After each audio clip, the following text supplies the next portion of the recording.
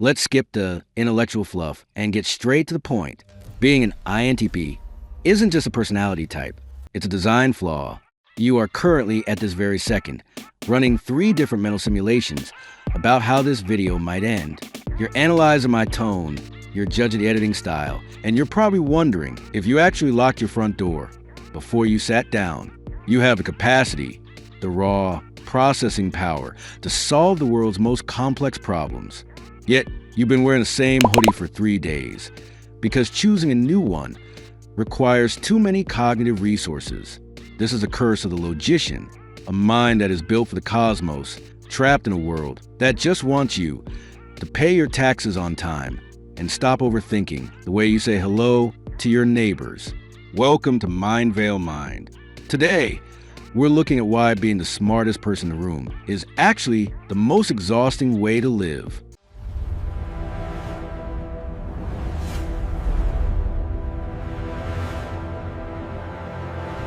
The average person has ideas. The INTP has obsessions for 3 weeks. You are the world's leading expert on 14th century architecture, or the specific chemistry of sourdough bread, or the ethics of artificial intelligence in a post-scarcity society. You buy the books. You join the subreddits. You build the spreadsheets. You are, for a brief moment, the most passionate person on earth.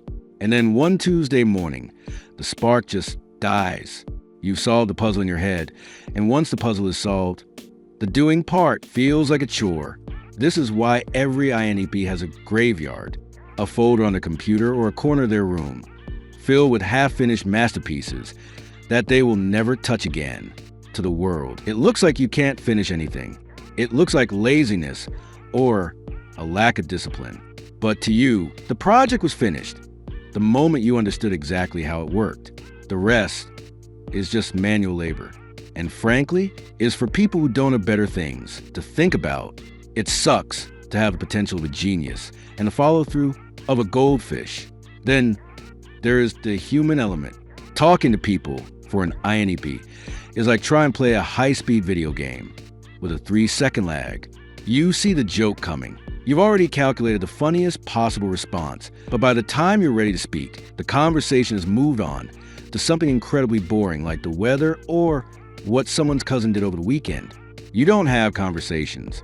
You have internal monologues where you're constantly checking the other person's logic for inconsistencies. When someone gets emotional, you don't feel empathy in the traditional sense. You feel confusion. Your brain treats their tears like a syntax error. Why are they crying? Is it a physical pain? A social disappointment? Did I say something wrong? Or did I just say something too true? You spend so much time trying to be correct that you forget how to be present. You try to solve your friends when they just wanted you to listen. And that is why you're currently the most interesting person that no one actually knows. It's a lonely place being a spectator in a world of participants. In a perfect world, you would be the architect of society. In the real world, you're probably overqualified for your job, and yet you're the one who struggles to get a promotion. Why? Because the professional world is built on systems and office politics. To you, the most efficient way to do a task is the only way that matters. But to your boss, process matters. The meetings matter. The networking matters. You see the flaws in the company. You see the waste of time. And you probably made the mistake of pointing it out. Logic is rarely appreciated by people who have built their entire careers on tradition. So you sit there doing the bare minimum because your brain is bored. You're essentially a Ferrari, stuck in a school zone. You're capable of so much more, but because you refuse to play the social game, you stay stuck in a cubicle, calculating how many hours are left until you can go home and think about things that actually matter. You find yourself explaining the Fermi paradox to a coworker who just wanted to know if you finished a spreadsheet, and the look of blank exhaustion on their face is the story of your life. If this feels like I'm reading your private journal, good. It means, finally, someone is speaking your language. If you're finding value in this deconstruction, or if you're currently analyzing the statistical probability of this video being helpful, do us a favor. hit the like button. It tells the algorithm that this type of deep dive actually has a place on this platform. Leave a comment. Tell us about your most abandoned project. Let's build a graveyard together. And if you haven't already, subscribe to Mindveil Mind. We're peeling back the layers, one personality at a time. It's the logical thing to do. Now, let's talk about the perfectionist paradox and why it's keeping you paralyzed. The INTP is a perfectionist who never actually does anything perfectly, because your mind can see the ideal version of a project, the version that exists in a vacuum of pure logic. The real version will always be a disappointment. You'd rather keep an idea, perfect and unborn, in your head than bring it into the world, where it might be flawed or subject to judgment of people who aren't as smart as you. It's a protective mechanism. If you don't try, you can't fail. And if you can't fail, you can keep believing that you're capable of anything. It's a comfortable lie, but it's a lie that keeps you exactly where you are, stagnant, analyzing, waiting for a perfect moment that statistically is never coming. You are the king of a kingdom that only exists behind your eyes. You've mastered the art of the mental draft, but the page is still blank. Let's talk about the physical world. To an INTP, reality is a poorly designed RPG with terrible graphics and too many fetch quests. Bills, laundry, dishes, grocery shopping. These aren't just chores. They are interruptions.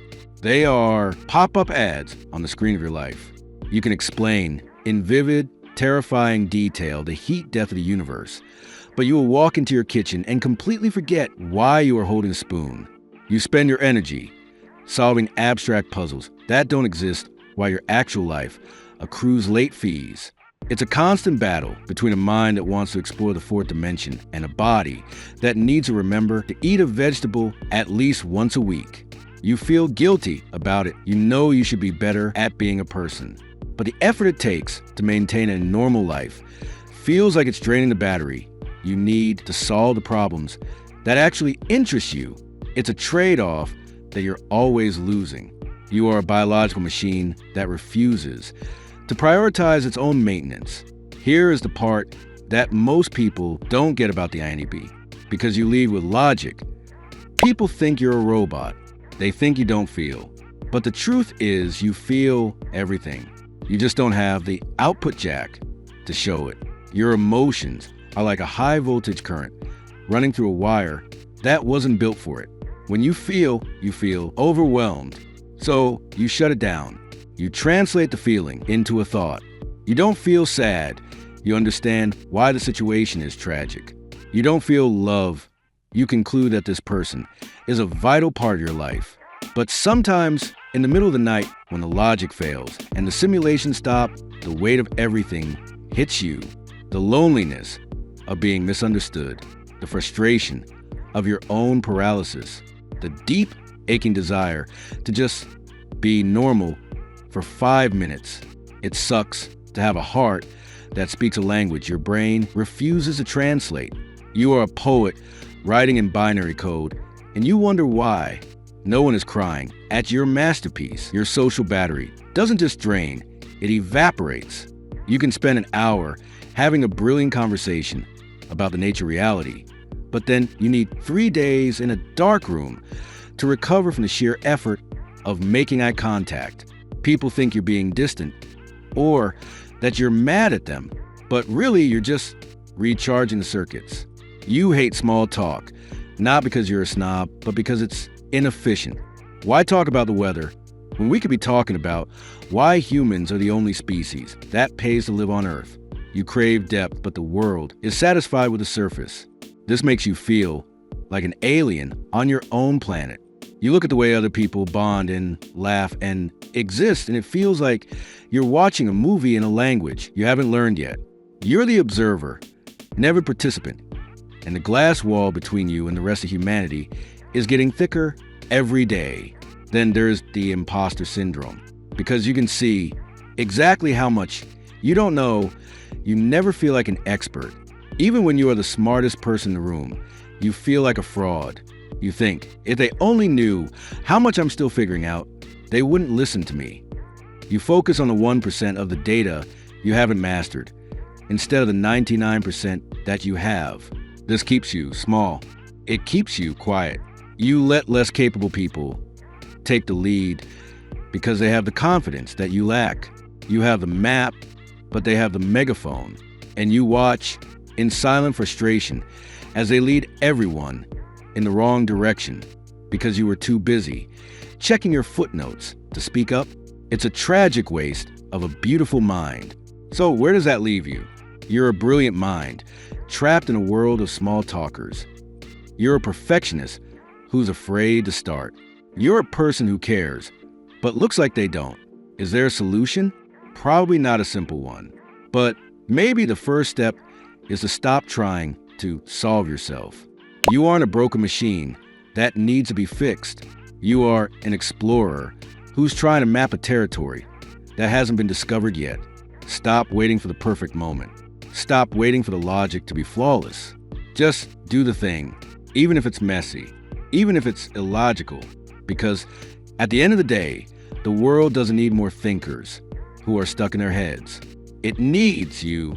It needs your weirdness, your depth, and your unique way of seeing the patterns in the chaos. Even if you still haven't found your keys, even if your room is a mess and you haven't checked your emails in 3 weeks, you have something the rest of the world is missing. The world is loud, messy, and often entirely irrational. It is everything the INTP is not. But perhaps that's the point. You are the balance. You are the person who stands at the edge and says, wait, does this actually make sense? Even if no one listens at first, even if you feel like a ghost drifting through a party you didn't want to attend, your perspective is a gift, even if it feels like a curse. So take the thought, take the simulation, and for once make it real. Turn the computer off and walk into the sunlight, even if it's too bright and uncomfortable. The cosmos can wait for 5 minutes. Reality is calling, and believe it or not, it needs you to answer. Thanks for watching Mindveil Mind. If you're still here, it's probably because you're currently deconstructing everything I just said. That's fine. Take your time. I know you will anyway. But before you go, make sure you've joined the community. We have a lot more to think about, a lot more puzzles to solve, and a lot more layers to peel back. I'll see you in the next simulation. Or, wherever it is your mind takes you next. Just try to remember to drink some water before you get lost again.